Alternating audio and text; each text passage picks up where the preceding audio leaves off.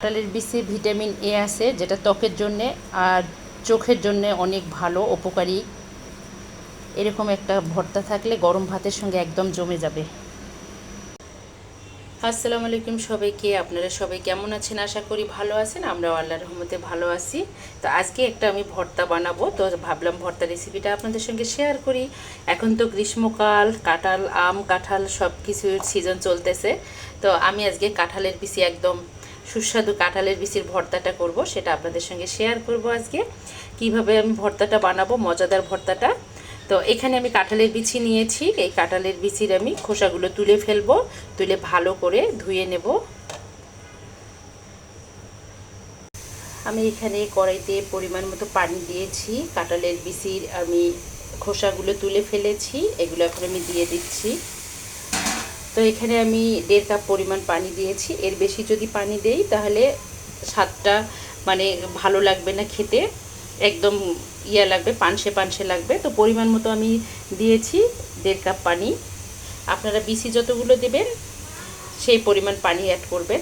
তো আমি এখন এটা ঢাকনা দিয়ে 10 মিনিটের মতো সেদ্ধ করে নেব। 20 মিনিট পর আবারও ফিরে এলাম। একদম বিচিটা সেদ্ধ হয়ে গেছে। আর আমি যে পরিমাণ পানি দিয়েছিলাম পানিটা টেনে নিয়েছে। আমি এটা এখন একটা বাটির মধ্যে তুলে নেব। বীজগুলো আমি উঠিয়ে নিয়েছি। এখানে একটা কড়াই বসিয়েছি, আর আমি কড়াইতে এখন দেব রাঁধুনি সরিষার তেলটা। আপনারা চাইলে এটা অলিভ অয়েল ইউজ করতে পারেন, তবে আমি দিচ্ছি রাঁধুনি সরিষার তেলটা, মাস্টার্ড অয়েলটা। আর এখানে আমি ভর্তা করার জন্য যেটা নিয়েছি, যে উপকরণ, শুকনা মরিচ নিয়েছি অনেকগুলো, 10 থেকে 12টার মতো।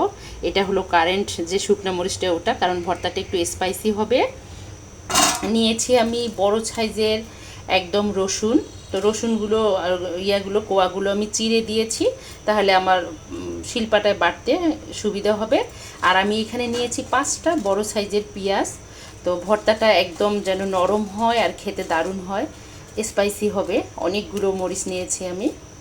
এখন তেলটা গরম হয়ে আসছে, আমি এখন শুকনা মরিচ, পেঁয়াজ আর রসুনটা দিয়ে দেব। তবে আপনারা চাইলে এখানে কাঁচা মরিচটা ইউজ করতে পারেন। বিসমিল্লাহ।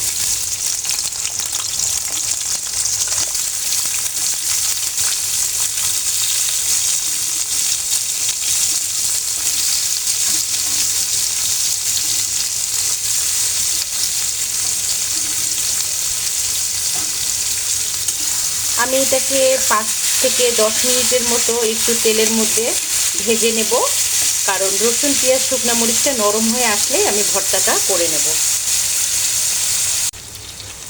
এই তো অফ ক্যামেরায় আমি এটাকে ভালো করে লাড়া দিয়ে ভেজে নিচ্ছি। অলরেডি এটা হয়ে আসছে।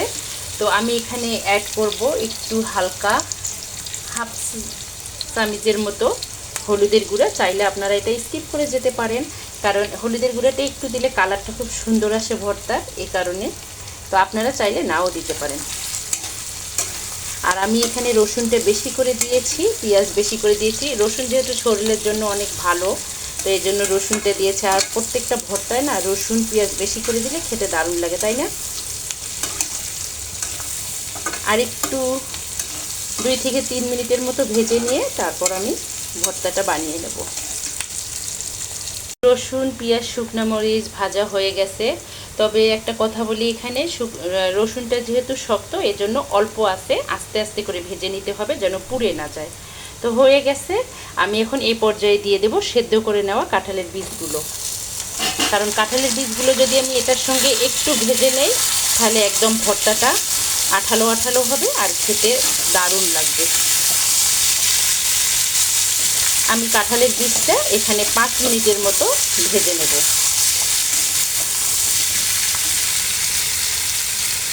এ পর্যায়ে কাঁঠালের বীজটা 5 মিনিট আমি ভেজে নিয়েছি, ভাজা শেষ। আমি গ্যাসটা অফ করে দিয়েছি। আমি এখন ফ্যানের বাতাসে ঠান্ডা করে নেব 2 মিনিটের জন্য। তারপর এটা আমি শিলপাটায় বেটে নেব। আপনারা চাইলে বাটাবাটি ঝামেলা ছাড়াই এটা আপনারা ব্লেন্ডারে ব্লেন্ড করে নিতে পারেন। তবে ব্লেন্ডারে ব্লেন্ড করলে আমার মনে হয় যে ভর্তাটা একটু আঠালো হয় না, পানসা পানসা লাগে। তো আপনাদের সুবিধাতে আপনারা ব্লেন্ডারে ব্লেন্ড করে নিতে পারেন। তবে আমি শিলপাটায় এটাকে বেটে নেব খুব সুন্দর করে, কারণ হাতে মাখা ভর্তার স্বাদে আলাদা, তাই না? কাঁঠালের বীজগুলো ঠান্ডা হয়ে গেছে। আমি এখন এখানে একটা শিলপাটা নিয়েছি। সুন্দর করে এখন আমি শুকনা মরিচ, পেঁয়াজ, রসুন আর বীজগুলো বেটে নেব। তারপর আমি ভর্তাটা মেখে নেব।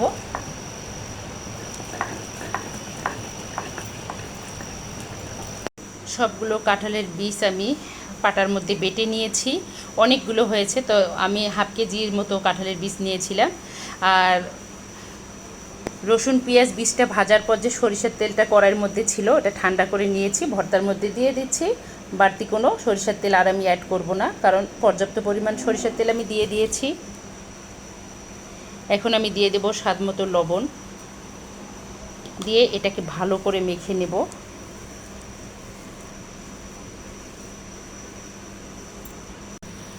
ভর্তাটা একদম আমি ভালো করে মিক্স করে নেব। একদম মিহি হয়ে গেছে ভর্তাটা, খুব সুন্দর হয়েছে।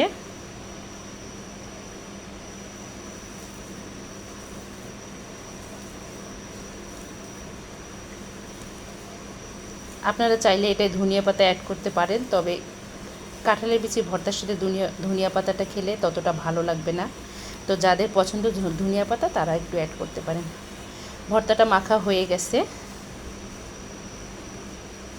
এখানে ভর্তাটা এভাবে রেখে দিয়েছি।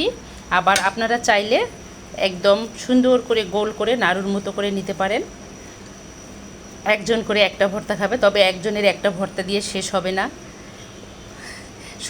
একজন পারলে 4 থেকে 5টা ভর্তা খাবে, এতটাই মজা এটা। তো আমি এভাবে দেখাই দিচ্ছি। আমি একটা গোল শেপ করে নিচ্ছি আর একটা এরকম করে রেখে দিয়েছি। আপনাদের যেভাবে পছন্দ সেভাবে ভর্তাটা বানিয়ে নিতে পারেন।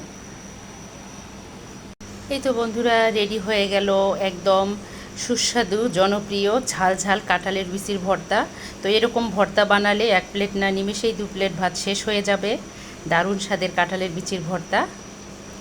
তো আমার এই ভর্তার রেসিপিটা যদি দেখতে দেখতে কোনো বন্ধুর ভালো লেগে থাকে, প্লিজ আমার চ্যানেলকে সাবস্ক্রাইব করবেন, অর্নাস মমের সঙ্গে থাকবেন, লাইক কমেন্ট শেয়ার করবেন।